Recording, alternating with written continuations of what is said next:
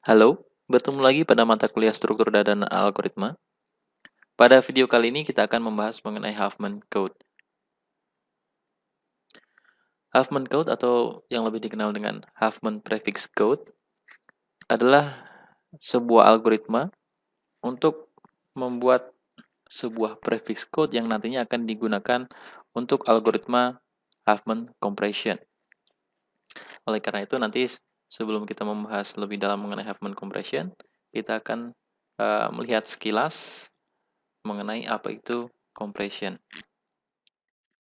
Oke, compression atau kompresi merupakan sebuah proses di mana ketika kita mempunyai sebuah data yang cukup besar, itu kita dapat mengubah data tersebut menjadi data dengan ukuran yang lebih sederhana atau compressed file. Artinya ada dua buah proses, yaitu proses encoding, mengubah data aslinya, raw data. Raw data ini memiliki ukuran data yang cukup besar. Kemudian kita akan mengubah data tersebut menjadi data yang lebih sederhana dengan ukuran yang lebih kecil atau kita sebut sebagai compressed. Kemudian proses yang kedua atau kita sebut di sini sebagai proses decoding. Proses ini merupakan proses yang mengembalikan proses data compression ya, data yang sudah dalam ukuran yang kecil yang sederhana menjadi data aslinya kembali. Data yang ukurannya lebih besar. Ya, jadi dalam kompres ini dikenal dua buah proses, proses encoding atau proses compression. Dia akan mengubah data dari data aslinya yang ukurannya lebih besar ke compressed data yang ukurannya lebih kecil. Proses kedua, proses decoding atau decompression adalah proses yang mengubah compressed data, data yang ukuran lebih kecil menjadi data yang semula, data yang ukurannya lebih besar. Ada beberapa jenis kompresi yang kita sudah kenal ya. Jadi yang pertama adalah lossy compression. Lossy compression ini adalah proses compression di mana ketika data sudah selesai dikompres, di-encode, data tersebut tidak lagi dapat dikembalikan ke data aslinya. Ya, jadi setelah dia dikompresi, tidak akan bisa kita kembalikan, tidak bisa kita decode lagi menjadi data yang aslinya. Karena pada lossy compression ini kita benar-benar membuang informasi sehingga data yang dikompresi tadi menjadi data dengan ukuran yang lebih kecil. Beberapa contoh lossy compression ini adalah MPEG, JPEG, dan MP3. Jadi kalau kita mempunyai file WAV seperti itu ya, file WAV itu kan ukurannya besar, kemudian kita kompresi menjadi file MP3, menjadi file yang ukurannya jauh lebih kecil, itu artinya dari file WAV ke file MP3 ada beberapa informasi yang kita buang. Dan kita tidak akan bisa mengembalikan seperti semula dari MP3 kembali ke WAV. Dengan ukuran yang sama, dengan informasi-informasi yang sama di dalam file tersebut. Itu yang kita sebut sebagai lossy compression. Jadi setelah kita kompres, tidak bisa kita kembalikan dengan kualitas yang sama persis seperti data aslinya. Jenis kompresi yang kedua adalah lossless compression.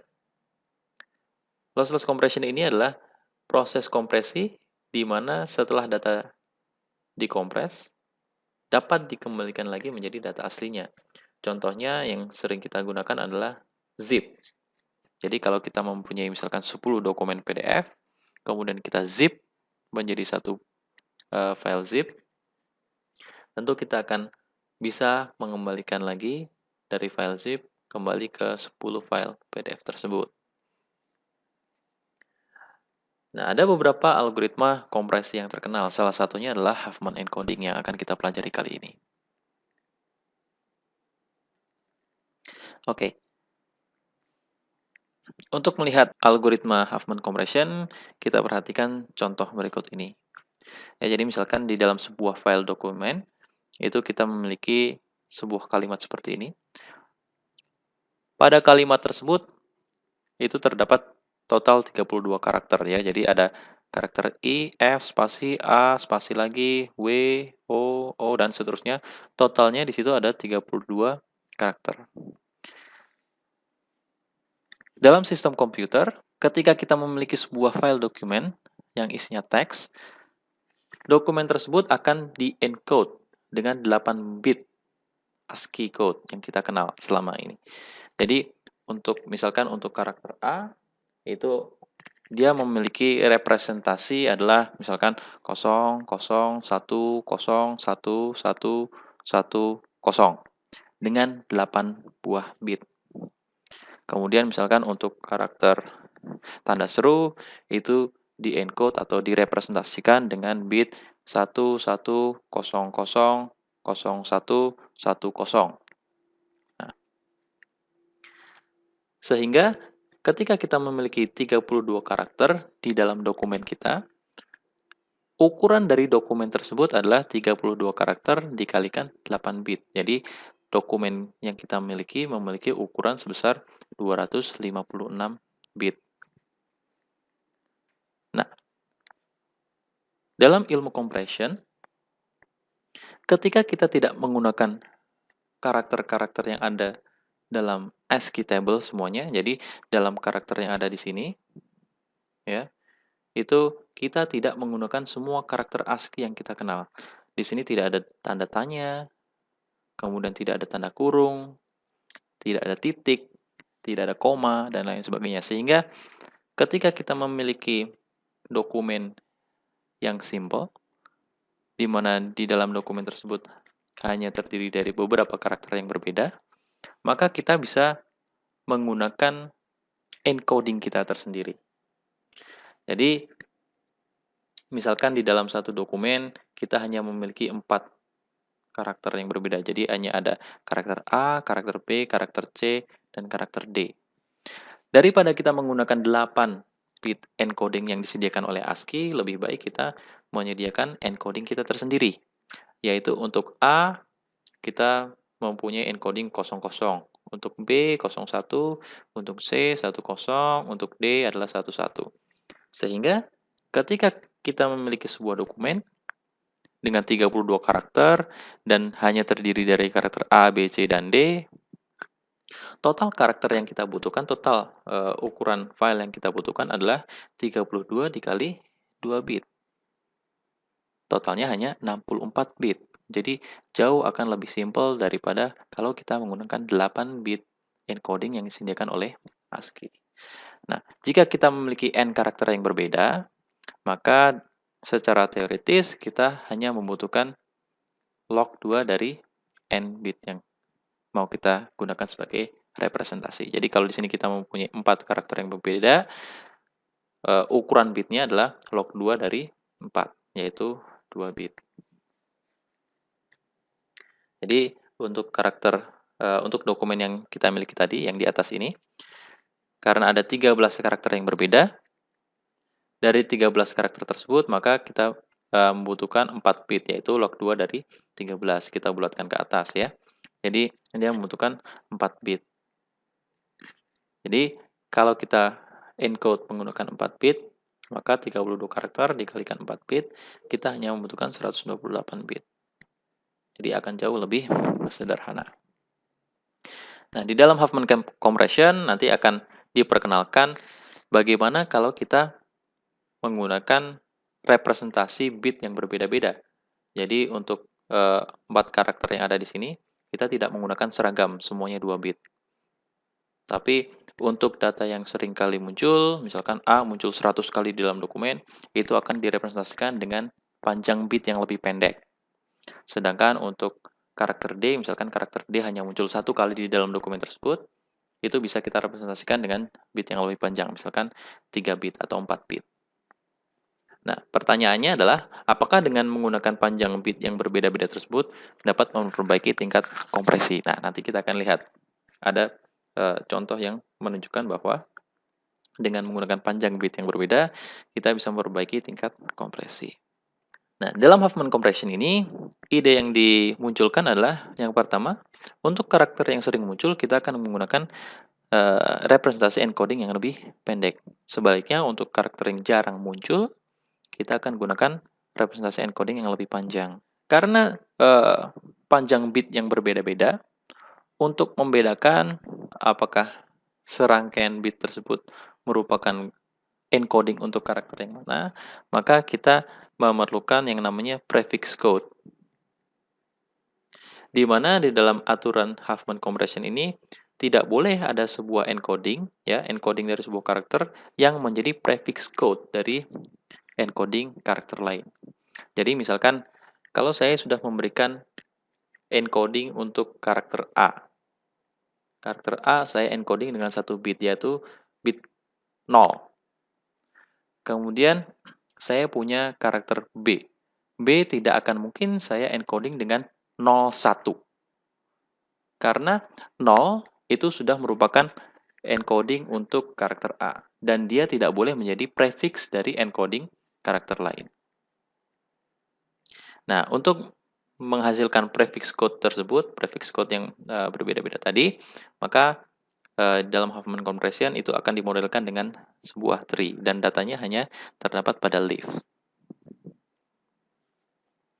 Nah, ini kita akan mencoba melihat perbandingan bagaimana dengan menggunakan panjang bit yang berbeda-beda akan bisa menghasilkan compression yang lebih efisien.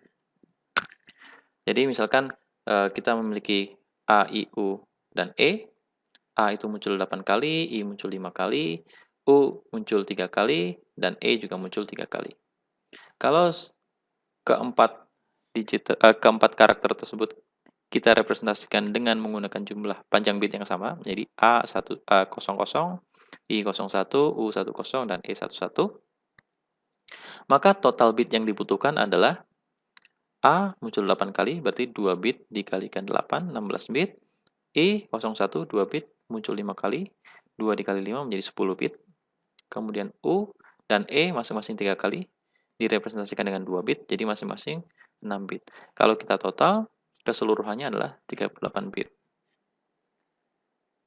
Sedangkan kalau kita menggunakan panjang bit yang berbeda-beda, jadi untuk karakter yang lebih sering muncul, kita gunakan encoding yang lebih pendek. Jadi karena A muncul 8 kali, dia paling sering muncul, saya representasikan dengan 1 bit saja. Jadi bit yang lebih pendek. Kemudian I itu sering muncul kedua, jadi saya berikan 2 bit. Kemudian U dan E, dia sama-sama sering muncul yang ketiga, jadi saya berikan 3 bit. Nah, jadi A encodingnya adalah 0, I adalah 10, U adalah 11, dan E adalah 111. Di sini kalau kita hitung, A itu muncul 8 kali, dan dia hanya direpresentasikan dengan 1 bit, jadi total bitnya adalah 1 kali 8, 8 bit. Kemudian I muncul 5 kali, direpresentasikan dengan 2 bit, totalnya adalah 10 bit. Kemudian U dan E muncul masing-masing 3 kali, dan direpresentasikan menggunakan 3 bit, jadi masing-masing muncul memerlukan 9 bit. Kalau di total, keseluruhannya adalah 36 bit. Jadi, kita dapat menyimpulkan bahwa dengan panjang bit yang berbeda-beda, kita dapat menghasilkan encoding yang lebih baik dibandingkan menggunakan encoding dengan panjang bit yang sama. Nah, kita perlu lihat di sini bahwa A memiliki encoding adalah 0. Kita lihat dari I, U, dan E tidak ada satupun dari ketiga encodingnya yang memiliki prefix 0. Ya, jadi I 2 bit, prefixnya bukan 0 tapi 1. Kemudian U dan E tidak menggunakan prefix 0. Begitu juga tidak menggunakan prefix 10. Jadi prefixnya adalah 11. 11. Tidak ada prefix yang 10. Nah, ini yang dimaksud tadi. Tidak ada encoding dari satu buah karakter yang menjadi prefix code bagi encoding karakter lainnya.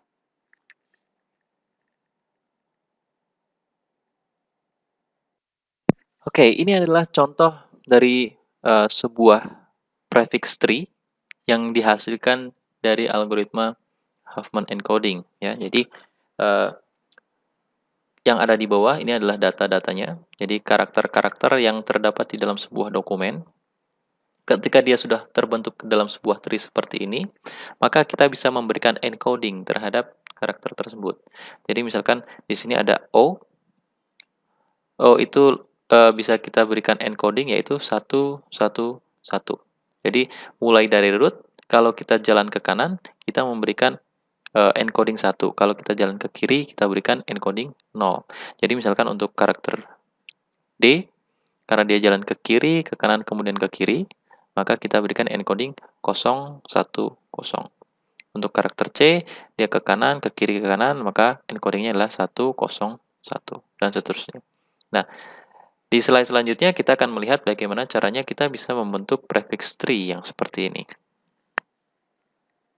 Oke, ini adalah hasil dari prefix tree untuk contoh yang di atas tadi, ya. Jadi untuk karakter tanda seru encodingnya adalah 0000, kemudian A itu adalah 00010, kemunculannya 1, kemudian O ini adalah 111, kemunculannya 5 kali di dalam dokumen. Nah, kalau kita lihat total keseluruhan bit yang dibutuhkan, gitu ya. Jadi kalau kita jumlahkan semua, di sini 4 bit dikali 1, 5 bit dikali 1, 3 bit dikali 5, kita totalkan keseluruhan, totalnya adalah 111 bit. Dan ini adalah 44% dari total bit 256 bit yang dibutuhkan kalau kita menggunakan 8 bit encoding ASCII.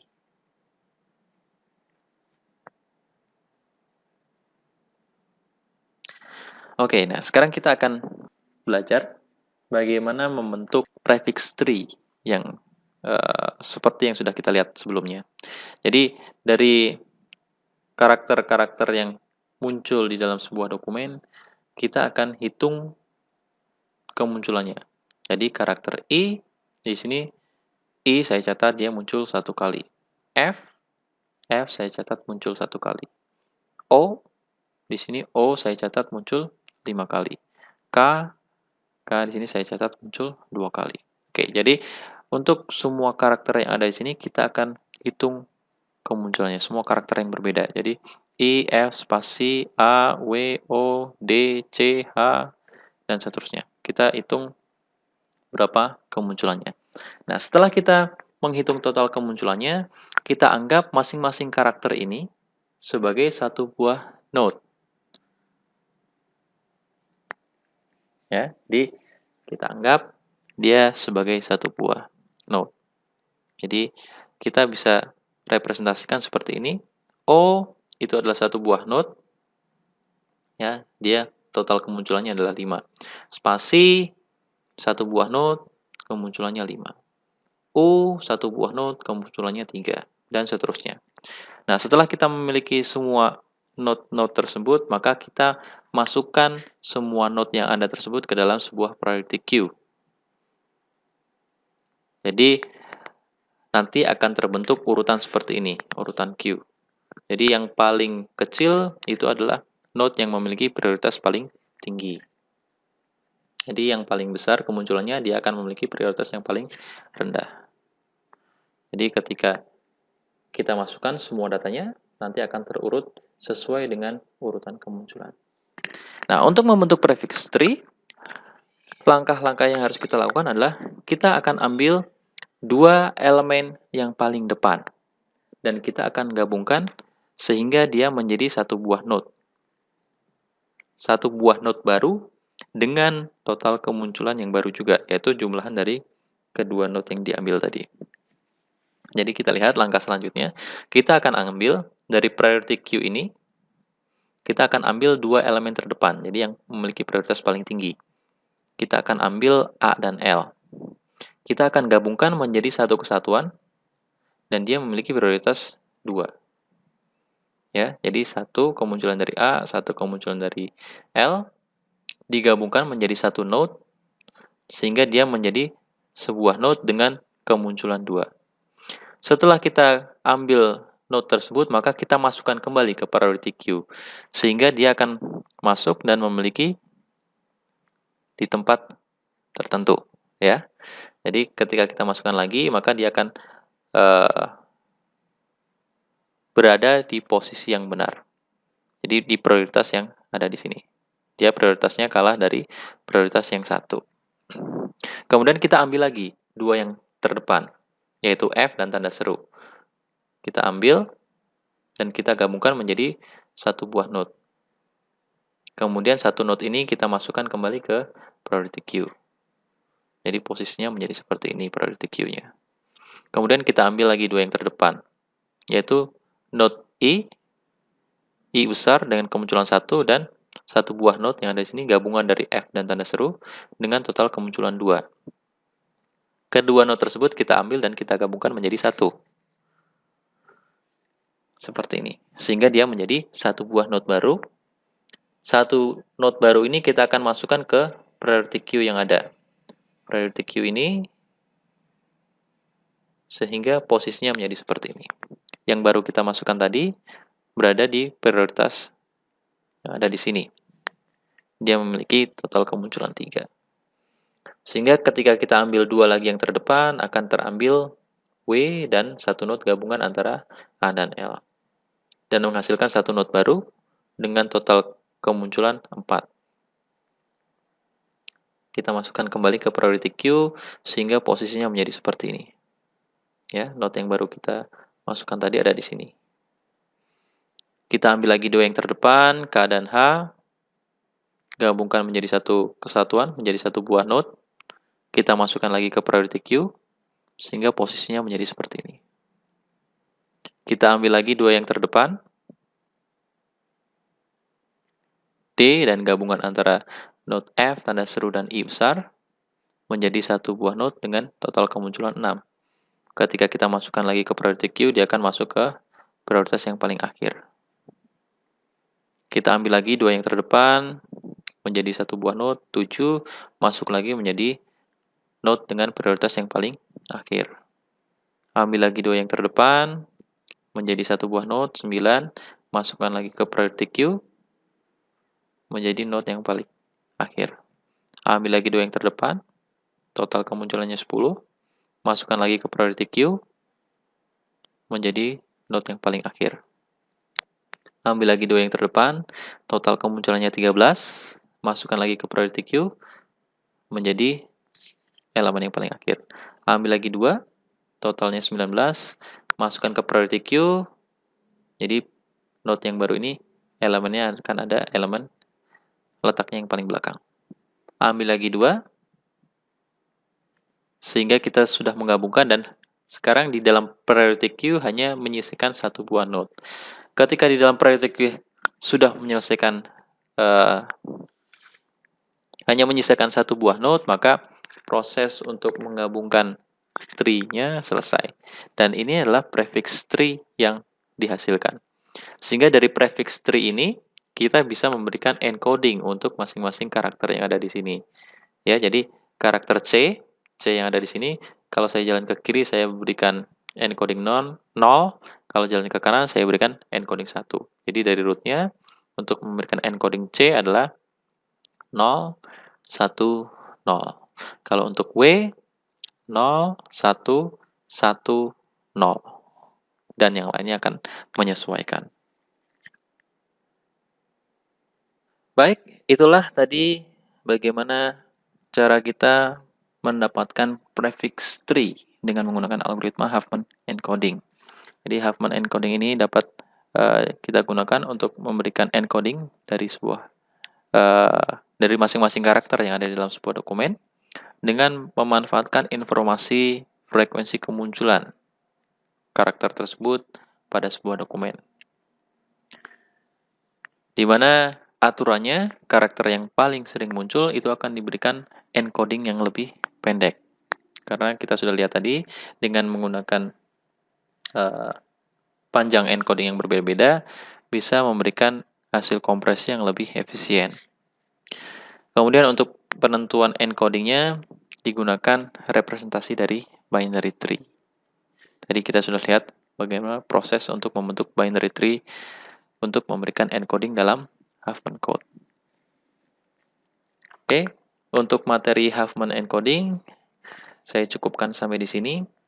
Terima kasih atas perhatiannya.